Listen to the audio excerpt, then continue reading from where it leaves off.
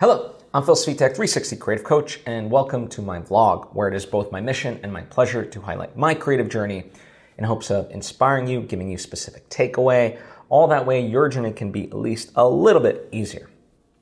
Now, before I fully dive in, I would love to take the opportunity to invite you to subscribe. If you haven't already done so, that way you get all the various lessons and episodes that I put out right when I put them out.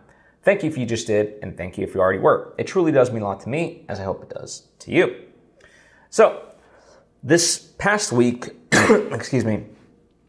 creatively wasn't as productive, but that's okay. Sometimes, we need to take a step back and, be energized, be inspired, and things like that, even with momentum on our side. So, just a quick recap. A couple weeks ago, I had finished the first draft of this latest script that I've been working on. Already was well into revisions on it and stuff like that. And so there's a natural snowball effect with that, right? Things were moving well. I mentioned last time out in my blog that I was at the point where I wanted to be, at the start of all this, meaning I had something concrete to look at and knew the revisions, I could look at it, I could assess it and be like, okay, we need to change this, we need to delete this, we need to add this, all that stuff, right? Because you can look at something that's tangible in front of you as opposed to it being theoretical and having to from the concept to first draft for me tends to be very arduous in that way. Because you have nothing to work off of. You have to literally generate it. Whereas now, as I said, I can assess and see what's in front of me and make the adjustments as needed. So that's an exciting part. Now, the momentum was forward progressing, right? So I could have easily continued on that. But where I'm going with this was, it's just nice every now and then to take a step backward and just recharge essentially. And so for me, I decided let me go to Chicago for essentially the weekend. Essentially to me, I looked at it as a Mad Lib,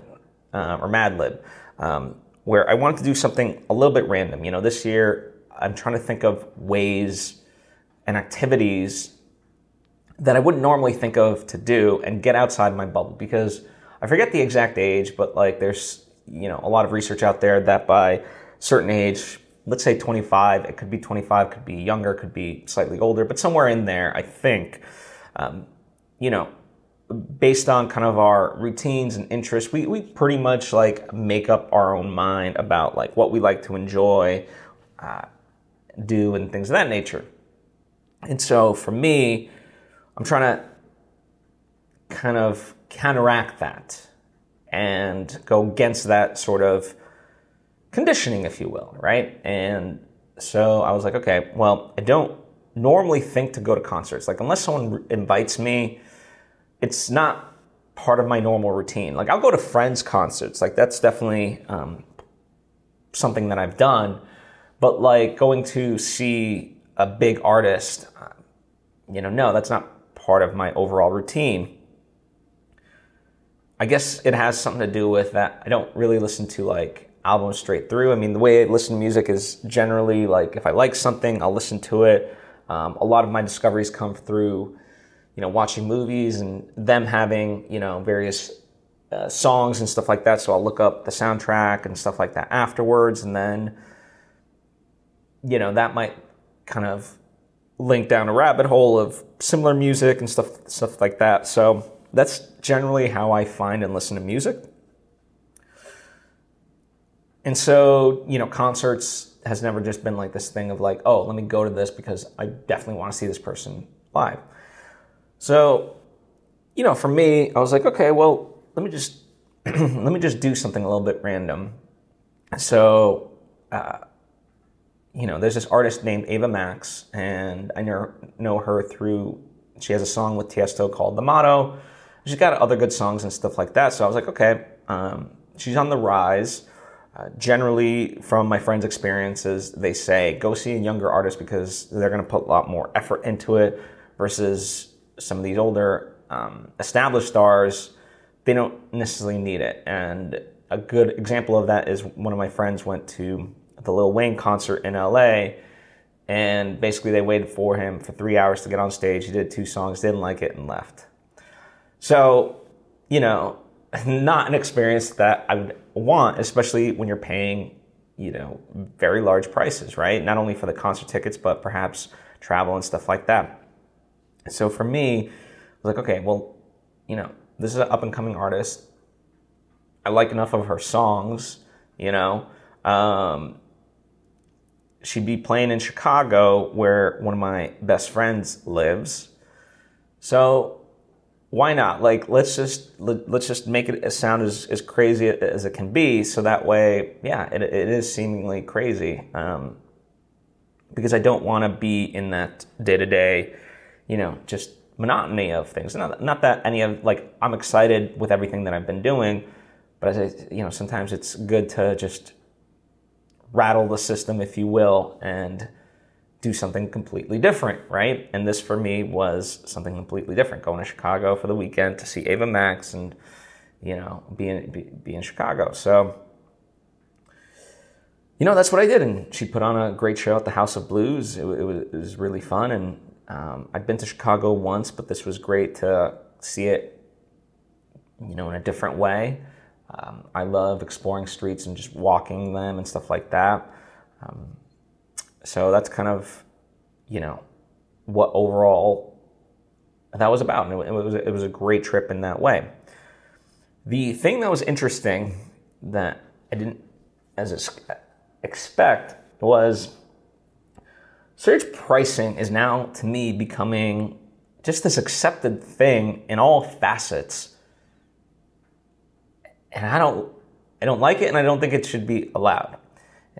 So surge pricing is based on, it's like kind of this theory of like supply and demand, except just taking to quite an extreme, if you will. And, they now do, like, the famous example was like Uber, depending on traffic and stuff like that or time of day, they want to hike up the prices and so forth, or, based on location, stuff like that. And now this is extended into flights, hotels, and all aspects of life.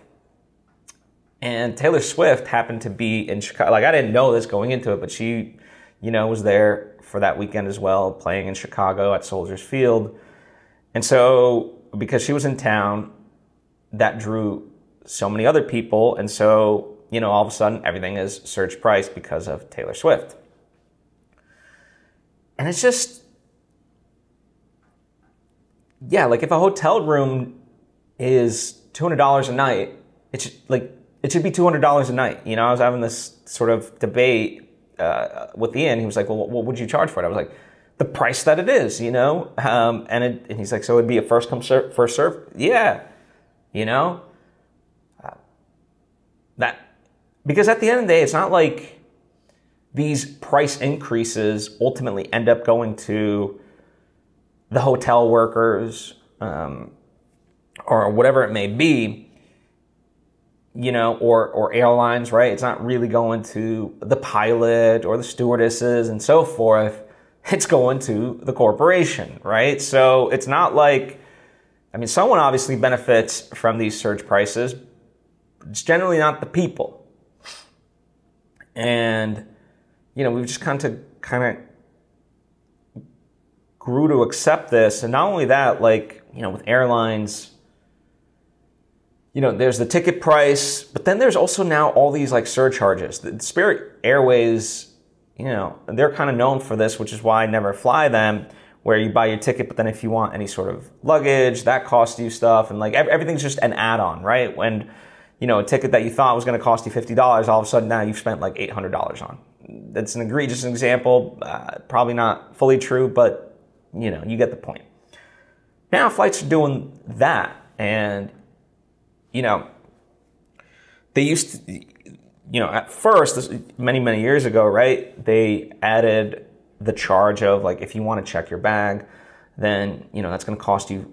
And maybe if you're lucky, you get the first bag for free, generally not, you know, and so forth. Now we're at a point where you're getting charged for carry-ons. It's like, you know, for me, it was always like, well, I don't necessarily want to check my bag in because A, you know, it just requires more time because you're waiting at the damn carousel afterwards. Plus with the fee that was added for it, it's like, no, let me just have a carry-on and that'll be that. Now they're like essentially punishing you, you know, where no matter what, you got to do it.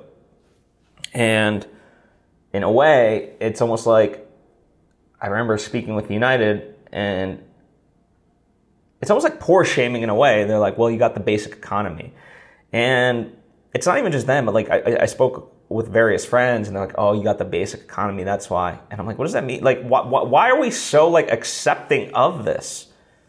You know, everything's just a damn add-on. For what reason? And it makes no sense to me. I mean, obviously I get it. It's a money grab thing. But as I said, who's it benefit? not the workers overall. Certainly not the customer. And it's just a complete, I don't know, like something, you know, I have nothing against Taylor Swift, right? But yeah, she drew so, like, because she was in town, she drew all of this surge pricing with her. And if anything, like, I know there was that hearing against like Ticketmaster and so forth. Like, if anything, like, let's just look at all of it, right? If there's any good that will come of this, you know, and not that it's Taylor's responsibility to have to do any of this, but since she's kind of seems to be in the eye of the storm of all this surge pricing, it would be fantastic if she could run with that ball. And I don't know what the solution is, because it's like, what other option as a customer do you have? And of course, the simple answer is, well, nothing says that you have to go anywhere, right? And that's kind of where we're getting to. I mean, I'm not the only one. You know, there's an article that came out about a family, you know, they wanted to go to Disney and then they couldn't. And again, it's one of those things, well, okay, they're not entitled to go to Disney. Disney is a luxury, right? And stuff like that. But in a way, like, you know, the whole notion of it when it was created was so families could go on vacation and stuff like that. And it's like, in a way, it's almost like the snake eating the tail, because part of, you know, what these companies want is people to come there and spend the money, right? Because that's how, quote unquote, the economy works. But you're going to shun people out because they're not going to go anywhere, because the costs are too high. It's a miserable experience, you know, and so forth, right? Like, certainly customer service for any of these companies, like, it's like, who wants to deal with this? So in a way, you know, just by those two factors, you know, we'll all just be beaten to a pulp in a way. And it's like, okay, well, you know, and then the corporations will complain like they're losing customers. It's like, well, yeah, no wonder why. So I don't know. I don't like, I know what I'd like to see. I don't necessarily know how to get there. You know, just as an individual. And it's tough. It's tough. I mean, you know, even recently, the Supreme Court made a big decision, an 8-1 decision, against essentially unions, where if unions cost, I mean, it's a little bit more nuanced than this, so, you know, check it out, check deeper into it. But really, it does set like this odd precedent that if unions strike and they do financial harm against the company, then the union is liable. And if your head's kind of like being like, okay, that's weird. Isn't the point of a strike to gain that leverage? So the corporation walks to the table knowing that their bottom line is being hurt. You are correct. That is the point of the strike. You know, with the writer's strike currently, their whole point is that without the writers, there are no movies and shows for these streamers to have. right? And so therefore, they're trying to send that message so the streamers come to the table and renegotiate with the writers. And yes, it has already like dropped the streamers' market value and so forth. That is the point. Now, to then have the Writers Guild of America or whoever, eventually may strike against these corporations, whether it's SAG, DGA, probably won't. It might look like, but we'll see. Anyway, the point is, why are they on the cusp, right? So it's these things that it just continues to cut at the majority of people's knees, and it's not a good trend. Again, do I have a solution? Not necessarily. Does that mean I just want to be in the shadows complaining and stuff like that? No, not at all. I mean, I've never seen I've never seen where you have to pay to have a carry-on. And I did what I could in the sense, like, I tried to argue it, in the best way that I could. I tried to be like, well, when did we start doing this? Just trying to get at it. And I was like, okay, well, can you just like, I know it's probably not going to do much, but can you like put in a complaint for me, like anything, and do it in a respectful way? Because I understand like the people that I'm dealing with, they're not the ones at fault. They're just, ultimately at the whims of these decision makers. But yeah, there's just this complacency of like, well, that's the way it is, and it's like, that's the way it is, and you're wrong. It's like, okay, but why do we just willingly fall over and accept it, right? Speaking of streamers, here's kind of when we became like cord cutters, right? The whole notion of all of it was anything, anywhere, anytime, right? Whatever you want to watch, whatever movie, whatever TV show, you will have access to it. And that's so not true. Like, now Warner Brothers started it as, they took away shows as like a write-off. And now other streamers are following suit. Disney did the same thing and so forth. And the weird irony is that, like, there will be a rise in piracy. There already is.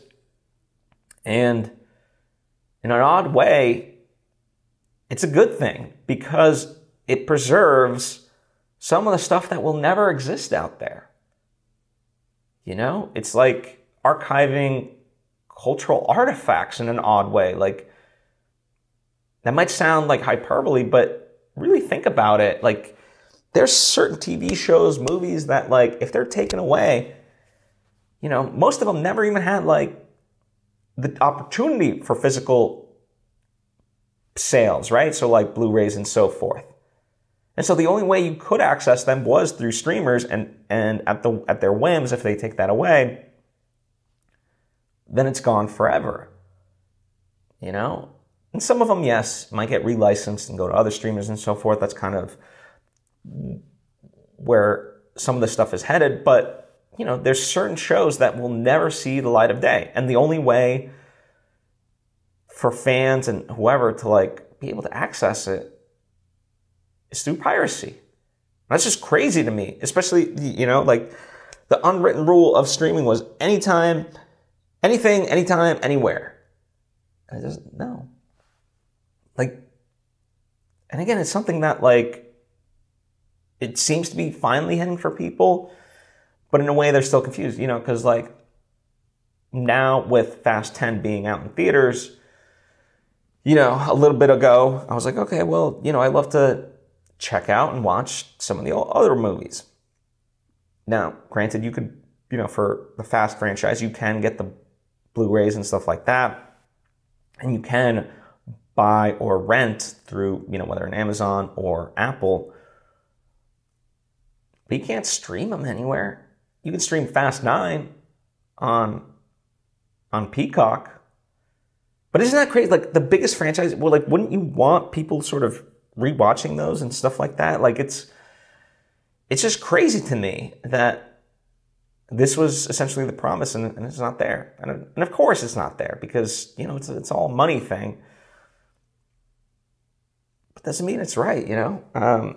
And we'll see how it all ultimately goes, but yeah, it's just weird, you know? It is what it is ultimately. And we can try to do what we can. You know, one of the things that I think about often is, you know, the word enlightenment, right? Like in self-help, you know, people trying to get towards enlightenment. What does that mean? You know, some people say it's an awakening. Well, what's awakening from? From yourself, you know, to see the world as it really is and stuff like that. And, you know, and in many ways, it's very easy to be enlightened when you're in the middle of nowhere just meditating for hours on end and stuff like that. You know, and I talk about this often, like, yeah, if you go on a vacation to Bora Bora or wherever, and it's magical, beautiful, it's easy to claim that as, oh, this is paradise. The much harder, and I think more meaningful search, is to find paradise in the everyday with people in a society. Right? Because that to me is the much harder thing. You know, it's a lot more easier to be at peace and tranquil when you're not dealing with, you know, individuals on a day-to-day basis. It is a lot easier. And so for me, there's a meaningfulness to that ability to remain calm and, you know, to create the change within the society of all of it, you know, of all these turbulent times, let's say, rather than shy away from it. And, you know, yes, I'm highlighting a lot of the negatives, and, you know, one of the things that gets me through all of it is also recognizing the things that are beautiful, right? And having gratitude about all of it, and not allowing, like, this to ultimately get to me, right? Like, I can recognize the issue and I can find my place in it of, like, okay, well, what can I try to do, right? But it doesn't seep into my core, if that makes any sense. You know, interestingly enough, I was in this elevator, and basically I was at, like, the bottom floor, right? Literally the bottom floor. The elevator would not go lower. And there was a guy there, and, you know, I got in, and he's like, this one's going down. I was like, this is, you know, this is down. There's no further. It's actually going up. He's like, no, it's going down. I was like, okay. And so I hit the floor that I was going to, and he realized that it was actually going up. And he was so pissed. He, like, slammed his hand and hit, like, you know, 6 buttons all at once. I'm sure if he could, like, literally hit all of them, he would have. And I just turned to him and I'm like, how does this help anybody? And he's like, it helps me. And it's just, right, to, like, we all go through our stuff, right? And that's why, you know, I didn't get upset with him. Like, for me, at that point, what good is it for me to get, like, angry at him or frustrated? Like, you know, like, to have the same reaction as him was never going to help me. And certainly was going to, if anything, was just going to escalate any issues that could have been. And it was just interesting to witness that sort of response, because it is more of a typical response in people, that frustration, that aggravation of life. And I don't judge it. I if anything, I just understand it. You know, but yeah, for me, when I deal with situations like that, like, how does this help me to, like, lash out in that way and just hit all the buttons, right? What does that do? You know, momentarily it might help, but, like, if the dude's purpose was to go down, you know, all of a sudden, it's like, that doesn't help your cause either, because now the elevator, you know, instead of going just straight up, now it's, yeah. So People are very interesting. Also, random observation, but Chicago loves big dogs, and I'm cool with that. I love big dogs, and Chicago had a lot of big dogs. So, speaking of changes and enacting change, there's a wonderful quote that I heard, being on stage doesn't create solutions. Being in circle does. And so what that means is, we try to go to panels or whatever, we listen to like the leaders of various companies and so forth, and, or leaders of government talk about, the policy that needs to be enacted and so forth, rather than come together collectively as a community and brainstorm and workshop and so forth these ideas. And that really resonated with me. And it resonated because it's true, but we do quite the opposite, because we look to people on stage to give us all the answers, right? We look to these, geniuses, so-called, and they have all the answers and so forth. And it's not even that the insidious part of it perhaps is that it's not that we even necessarily look up to these people, but they're self-aggrandized and they have the, let's say, financial wealth or power or whatever it may be to dictate, such things. So, yeah, it's odd. Being on stage doesn't create solutions. Being in circles does. So that was a big takeaway for me. Just a few more things that have been randomly on my mind. Another sort of thing. I was listening to a podcast, and I think it was Seth Godin who said it. I think on the Simon Sinek show, called "A Bit of Optimism." I know it was definitely a bit of optimism that I heard it from, but anyway, the term human resources gives away the game, because humans are not a resource. And again, like, such a simple and obvious truth that, like, it's like you're a fish in water. Water is all around you, and it's so obvious.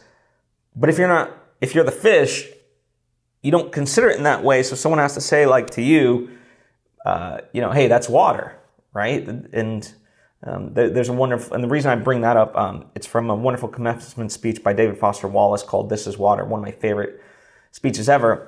And it talks about that, the clear and obvious truths. Until we get out of our default thinking, we don't see it.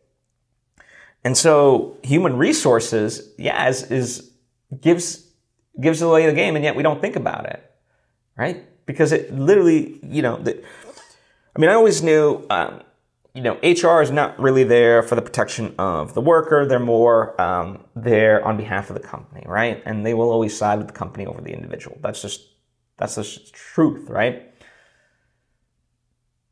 But yeah, when you think about it, like, human resources, they're there to essentially mine people as a resource. Humans are the resource, and we're there to mine them. Like, it's wild to me. I laugh about it because of how just blind to just that fact I've been. So, yeah, it's really crazy to me. All of this stuff, and going back to, like, the Supreme Court decision, right? That was an 8-1 decision.